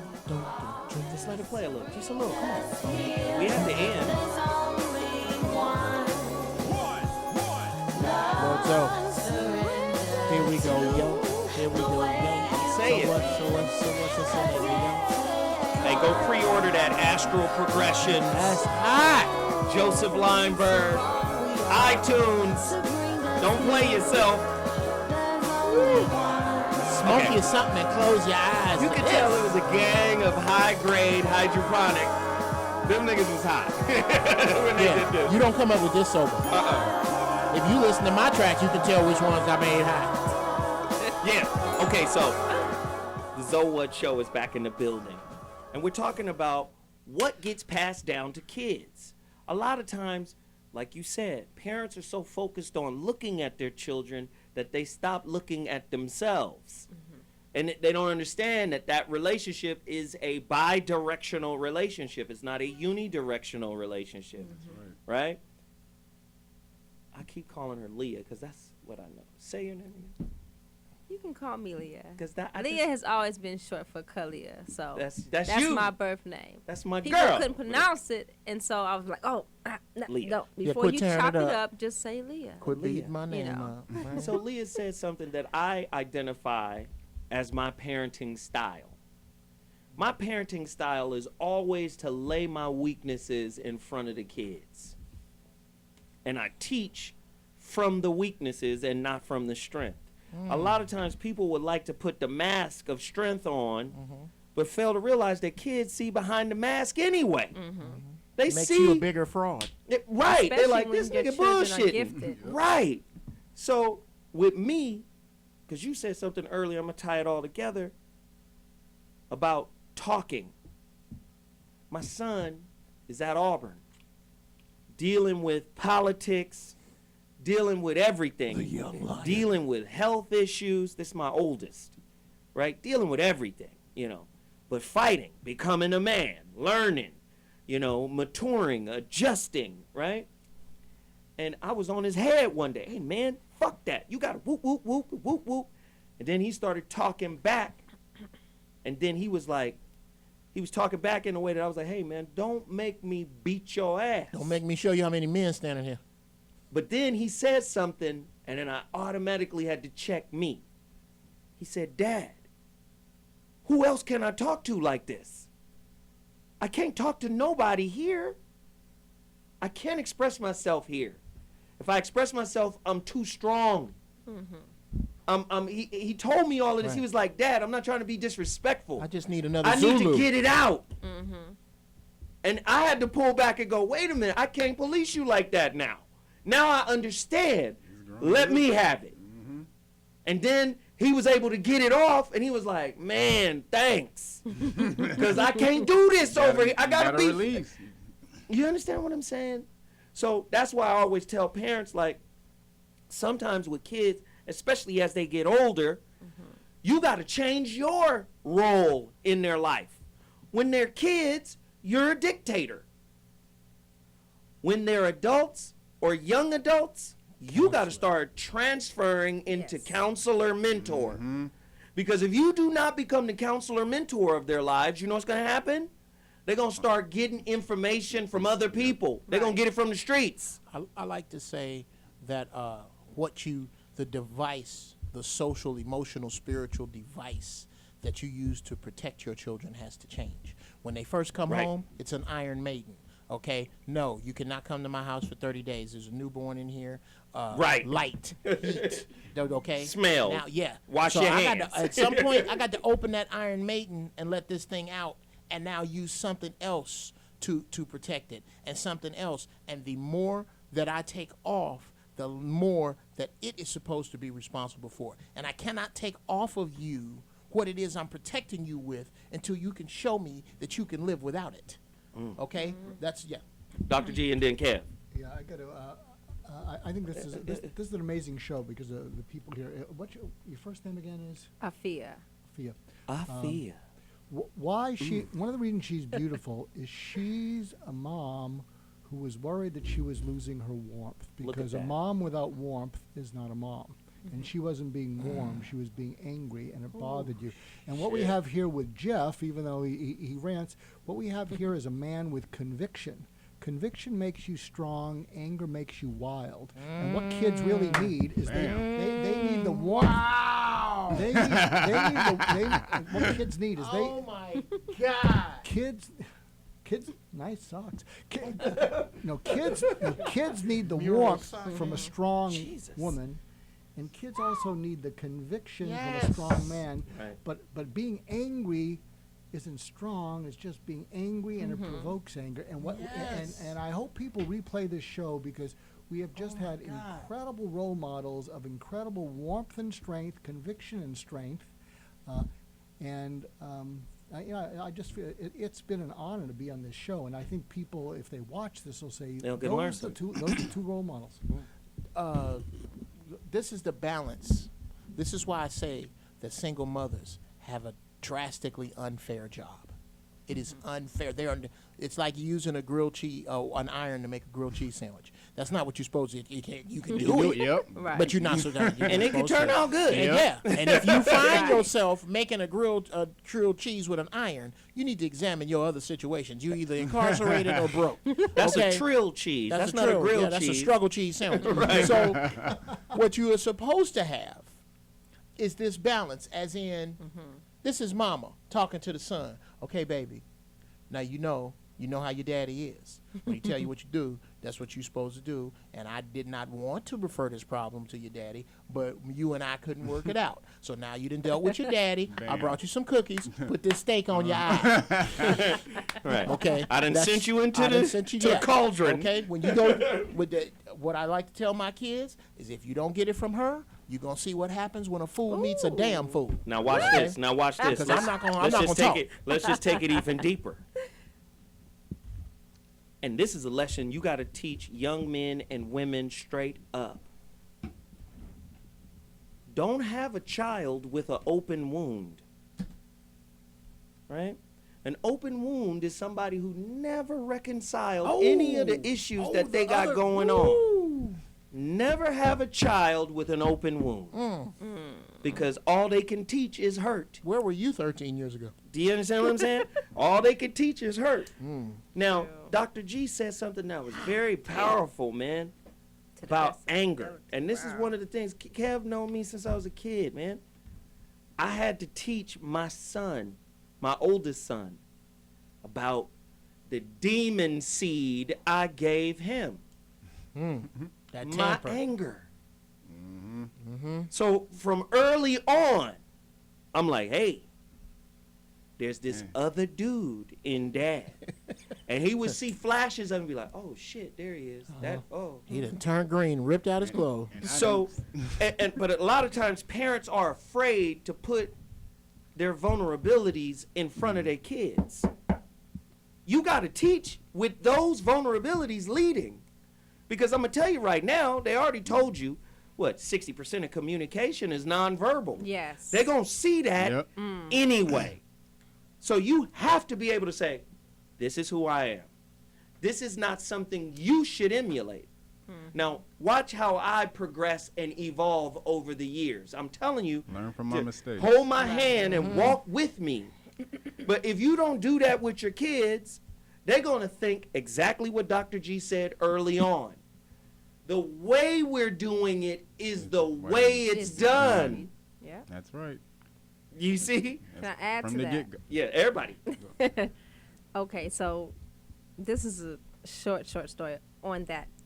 My daughter, my oldest daughter, and this is prior to that break when I just was like, oh, look what I'm doing. I used to always try to make sure that I maintain that strong woman control whenever she saw me, whenever I'm dealing with her. It's like, okay, I can't cry in front of her. I can't let her see me down. And one day I was having one of them days because it was like thick on me. And I was like, okay. I was combing her hair and I was talking to her and I just let her know. I said, you know what? I feel so bad right now and this is why I feel so bad and this is what I don't want to happen and I'm going to do my best. And she turned around, like the hair combing stopped and she turned around and she looked at me and she was like, Mommy, it's okay. And I looked at her like it's like in that moment I became a little girl and she was the mother. She was like, it's okay. We gonna be all right. And I couldn't help but to cry because I was like, looking at this little girl with this strong spirit. And I mean, in that moment I had to really just give it to her and say, wow, you are such an amazing little person. I gotta grow to Let her be that. To really, really look at your child and see their spirit, And not allow- their little bodies, Right. but the spirit that's inside So of them. you allow them to be that. And every night, and since then, you know, it's just been a growing thing. You know. You know, she brings up a great And then Jeff, hold and on. then You bring up a great point. I love Jeff. You haven't trusted someone until you entrust them with your vulnerability. And what happened is you thought it wasn't proper to entrust your daughter with your vulnerability, but when she got a full taste of her mother trusting her, it was a gift. It was a gift about how she should live, how she could live, and how it's possible to trust in the world. That's what's going out of the world. Is you're foolish if you trust anyone, but if you trust nobody, that's a much worse world. Right. And so you gave her just a wonderful lesson, all of us. Thanks, Jeff. I think the biggest lesson here, I'm trying not to preach it, is that 30 seconds or less. Okay, 30 seconds or less. Everything that we learn to fear, we learned to fear. Right. That's why you can take some rat poison and put it right in the baby mouth, because they don't have that fear. So when, and I'm not a big Bible bumper, but when Christ tells us to be as children, it is that openness. It is that. It is that absolute blind faith in Lord. forward. Answer, Lord. Children have a faith in forward that we learn not to have. And what she did in that moment was recharge you with some of that unfettered shit she got. Yes. She was reminding you that not only am I teaching you how to go, but I got to remember to go like you. I got to remember to go like you while I'm teaching you to go. Right. See, go ahead, Kev. No, go ahead. Finish your point, because I was going to go back to. you good. Well, I was going back to something when I was on the. When you was chilling. When I was. I was getting healed, brother. I was He was getting working healed. hard. I was When you getting was out healed. in the What you Milky talking Way about? galaxy, he wasn't even in the room. I was breathing over there, partner. But no, hard work. back to something both of you guys said. Doc has said, what's the difference between capitulation and cooperation?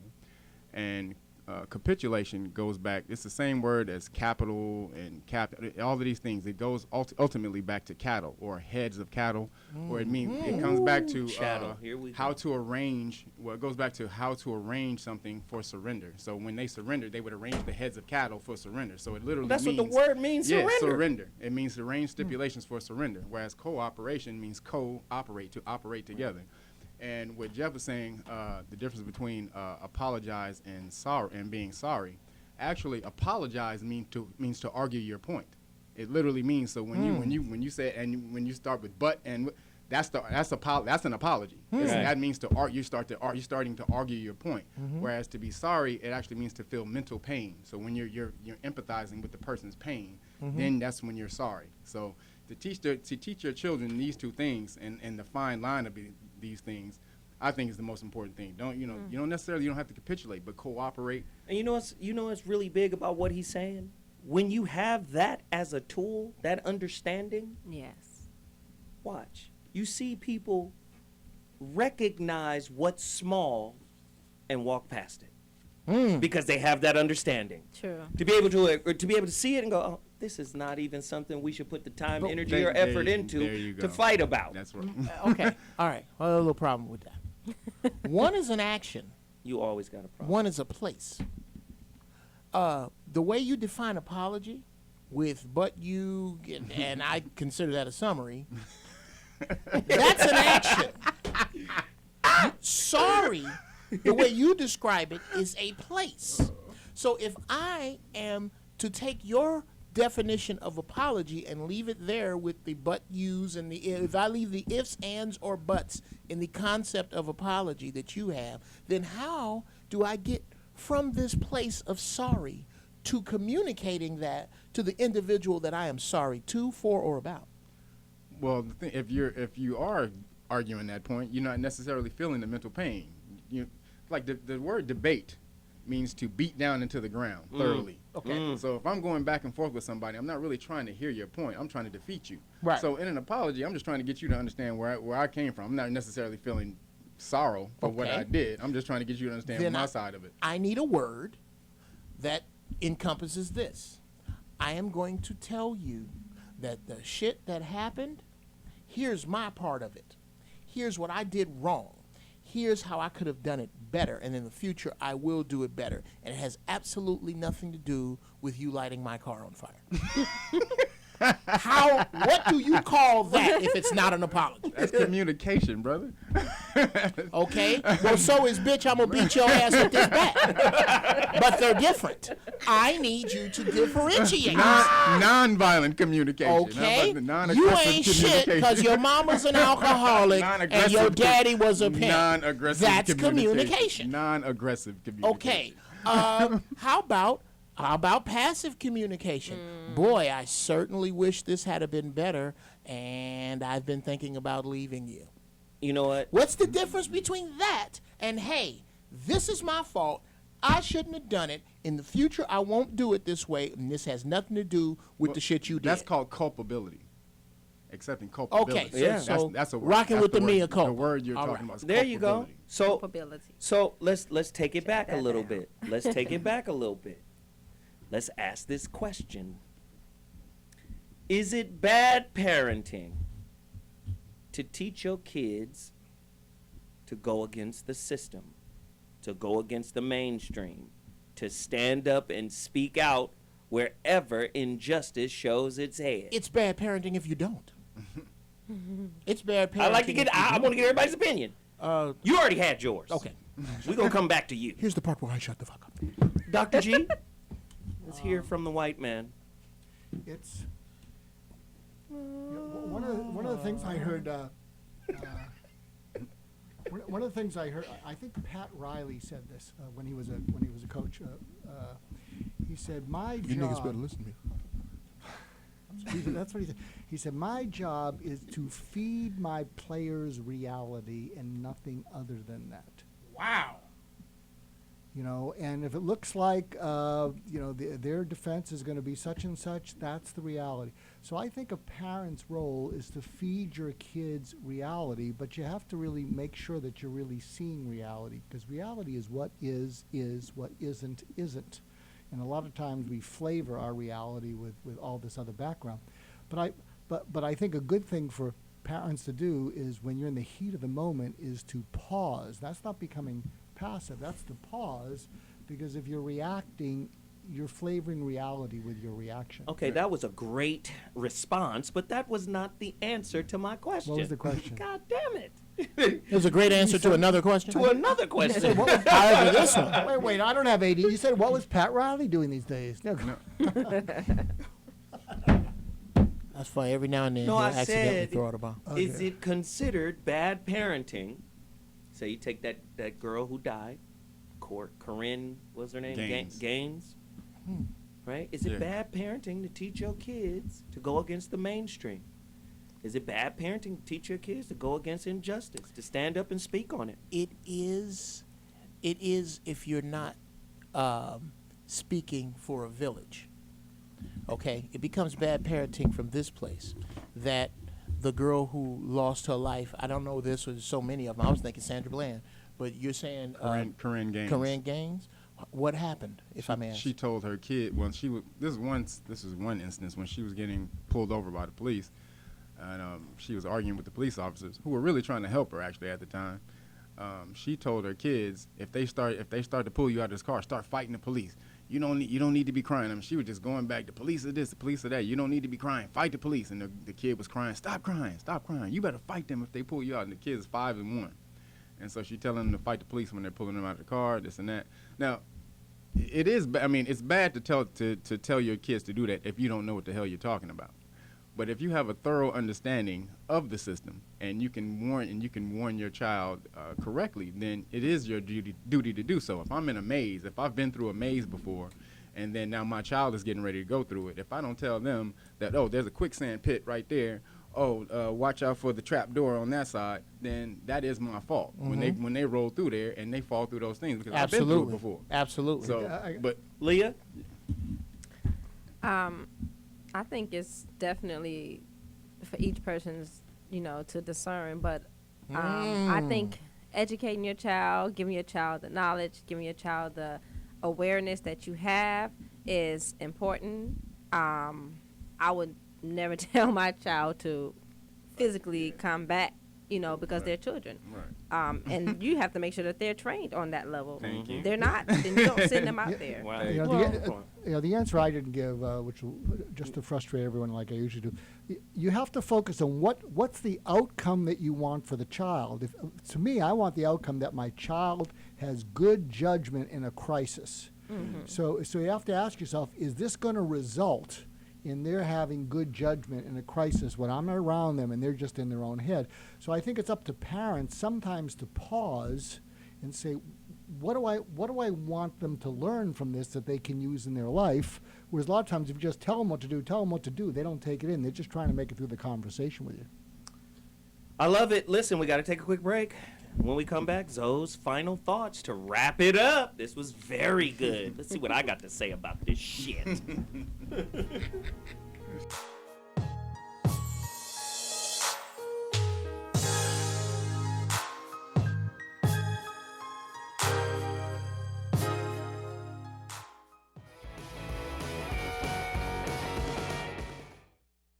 I'm Hanny from Lady Pants, and you're watching the top 10 women who are killing it in comedy. Congratulations, number 9, Kristen Wiig. If Kristen Wiig's rise to deserved stardom has taught us anything, it's how a proud parent must feel when watching their kid shit in the toilet for the first time. In the 8 years since joining the cast of SNL, she has managed to earn 2 Emmy nominations, write, produce, and star in one of the highest-grossing female-led comedies of all time, and star in 5 $150 million movies in 1 year. Everybody wants her and she never disappoints. She's gorgeous but awkward and has the perfect balance of bringing all of herself to every role, yet simultaneously immersing herself completely in the character. She was still playing characters named Tuck Shop Employee when she was 33, relatively dead by Hollywood standards, and at the ripe old age of 43, she is a heroine to us all.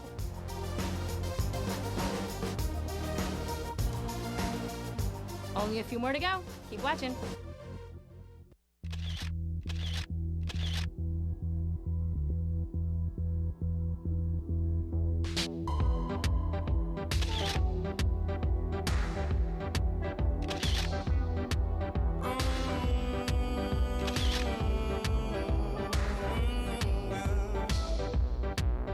If the fish swam out of the ocean and grew legs and they started walking, and the apes climbed down from the tree.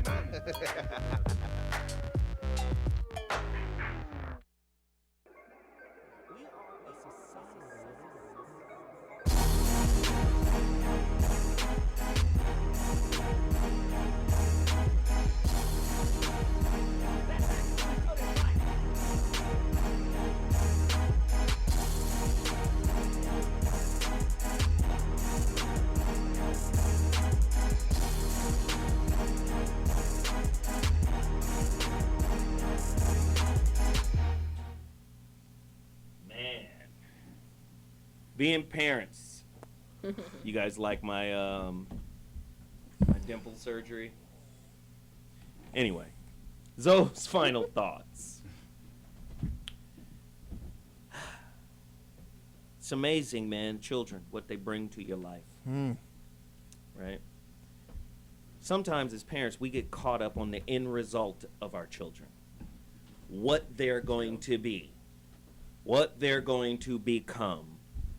And in the pursuit of their accomplishment, we wind up hurting them, right? Sometimes we could be that parent that pushes them too hard, right? Pushes them off the edge. Our style might be too abrasive. Our style might be incompatible, right? Our parenting style might be incompatible with their child style. In other words, their reception, They're learning. how they receive, right? Well, I received it this way, goddammit. That doesn't mean... Doesn't mean they would, right? This is how I taught it. It's how I was taught. Yep. Yeah, that doesn't mean how they're gonna learn it. Right. So, you know, children and parents are teachers, and so I always get on the teachers who taught my children. Maybe you got to change your style in connecting to this one. Maybe this one don't learn this the way, and this is why a lot of teachers are frustrated because they can't adapt to fit the child. They have a a uniform template, Yep. and if the kid falls behind, Yep. boom, he's just special ed or she's this or that, right? Short yellow bus. ADD, whatever, right? And you might be doing that to a genius. Right. True. Well, the same thing applies in our relationships. Sometimes we get so singular-minded on the child that we forget our relationship with the other parent is part of parenting. Mm-hmm. Out of Harvard, they've done some research. If children have experienced upsets in the home or upsets between parents, it is a 100% likelihood of them developing grave illnesses 35 years later. Heart disease, anything, any grave cancer. And then they also did another research program out of Johns Hopkins that said if you're in a household that had high-level conflict resolution skills, yeah, you had some upsets, but you healed them, you forgave them, you learned from them, and those upsets were minor and small in comparison to the love in that house. That number from 100% illness rate 35 years later drops to 47%. So think about it. They got other research articles out there that say if a wife doesn't show an in-house father appreciation and love, the tightness in his chest goes up. And they're doing basic research, like just basic approval of motherfuckers, right? Understand this about reality. Whatever the thinker thinks, the prover will prove, right? The double slit experiment. When that electron is passing through that slit, if there is an instrument there observing it, right, it becomes a physical thing. So whatever the thinker thinks, the prover will prove. Women, if you think your kid's father ain't shit, that's the reality you get. And vice versa. Fathers, if you can't find some level of appreciation for the mothers who take care of your children, regardless of what you think she is as a being, as a person, if you can't find some level of appreciation for her, that's the reality you're going to get from her. That's the way our universe, our reality is set up. What we look at manifests in the physical world. I always tell women, sisters in particular, I always tell them, I say, do you believe in the law of attraction? About 90% be like, yup. And then I say, well, what are your top 3 negative beliefs about black men? They cheat. And if those top 3 beliefs, and I say top 3 negative beliefs, but if those top 3 negative beliefs are your top beliefs, that's the reality you're going to get. And vice versa. Brothers, if your top 3 beliefs about sisters are negative, that's the reality you're going to get. You're not going to get anything higher than your consciousness. Thank you, Lord, for consciousness. Like, people don't understand that. So, look at my 2 oldest children. Banging! Out here doing it. Now, I know they doing some bullshit, too. They human. They human. I know this. They doing some bullshit, too. But for the most part, they following what I'm laying down. You understand? Don't mean they're perfect. But let me tell you something about parenting with your weaknesses at the forefront. At least your children get to make an objective observation of who you are. They're not forced into accepting who you want them to believe you are. You understand? I remember when I was I got into a fight on the basketball court. My son was there. This is when he was 13. My oldest was there. This is when he was 13. I got into a fight. After the fight, I pulled him to the side. I said, did I handle that properly? He said, no, you did a terrible job. It was horrible. I was like, all right. I was like, what do I need to do? He was like, for real though, honestly, you started it. You need to apologize. Wooty. And so I took him with me, and I apologized to every single man on the court. And then afterwards, everybody came in and hugged him. He wasn't in the fight, but it was like, okay, we accept this dude into the tribe because now we understand we all building him up. It's little shit we do in intimate relationships that we don't think is parenting, which actually is parenting. First and foremost, if you're unforgiving, you're raising an unforgiving child.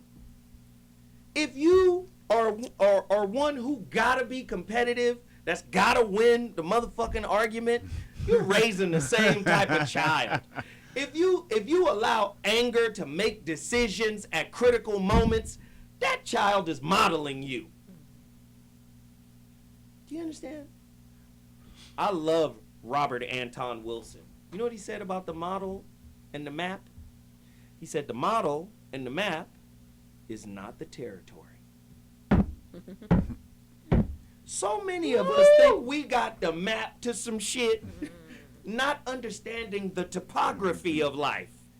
The map doesn't always reveal the pothole up ahead. The terrain. The map doesn't always reveal the detour. The cows in the road. Yeah, you understand what I'm saying? It smell like shit up to 99. It ain't on the map. Ain't no smell on the map. On the map. So many people got this inflexible belief that the map will save them. Just because the map worked for mama don't mean it'll work for you. That was mama's map. 10 years, 20, 30, 40 years ago. Yeah. They done put some new roads down. All mama and daddy's supposed to do is to teach you how to create a map. They're not giving you a map to inherit. No, I'm going to show you how to make a map. Do you understand? So many of us, man, use our kids as a scapegoats. You think because you got a great kid that you ain't got to work on yourself no more? Just be thankful that your kid didn't really inherit the demon that you needed exorcised. Most kids are getting possessed by what you refuse to acknowledge within yourself. True. That's what Talib Kweli said. Said, I raised my son with no vindication of manhood necessary, meaning I'm the man I want to be, so I don't have to raise him to be the man that I should have been. You forgot this was the final thought? Is that what you forgot? Somebody cut his mic off. No, I love it. Hey, but this is the So What Morning Show, and this is what we do. We try to have real conversations about real life stuff. And by no means am I perfect. And if you running out there thinking you perfect, your kid gonna show you you not. Woo! All right? Your kid gonna show you what you taught them. I promise you. Yeah. With that said, I'm up out of here. Don't forget to get that astral projection. Also, Zo What t-shirts, go deeper, available at IamZoWilliams.com. Almost forgot. IamZoWilliams.com. Oh! Y'all know we about to start the VOR network. Yeah. On, we don't know where it's going to be, but the VOR network is on GoFundMe. Listen, we're trying to create a multimedia network right now. Go to my GoFundMe page, the birth of the VOR radio network. Donate to us today. We got 12 days in, and we're at $2,200. Listen, we're trying to create a state-of-the-art, for real deal studio. Y'all holla at us right now. Zo Williams, we'll be back next week with another heater, the Zo What Morning Show on Zena.tv. That's what we do. Holla! Real Naga status classes, get them.